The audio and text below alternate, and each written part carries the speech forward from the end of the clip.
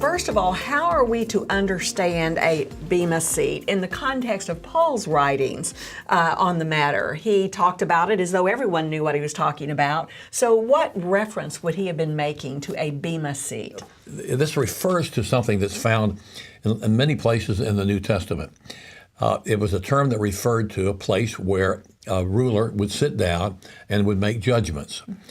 Paul, all through his life, all through his ministry, you can track it through, talks about his life being like a race and looking forward to crowns. Yes. Well, crowns were what were given at the end of races and also at the end of wars. But what Paul seems to have done is taken this picture of a ruler sitting there and joined it together with Olympic illustrations. Yes. So that this is a time when the ruler passes out rewards.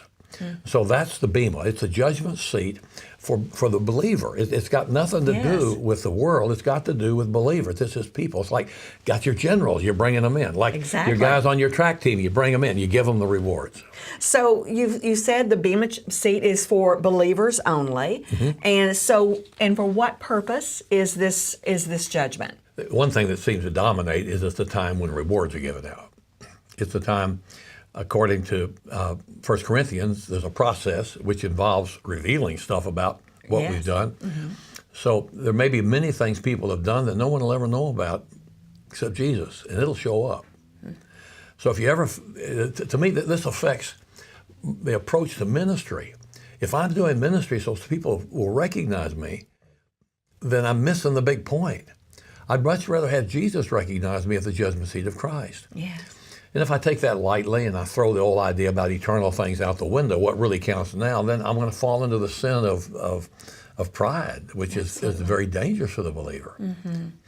So basically, it is a time in which our lives are evaluated, and God looks down on it. Jesus, the Son of God, evaluates what we've done. But he looks at us to provide rewards, so he checks everything that we've done. Well, if he checks everything we've done and we haven't dealt with it, haven't confessed it and got it straight before the Lord, then there's a negative side to the judgment seat of Christ. And it's shame.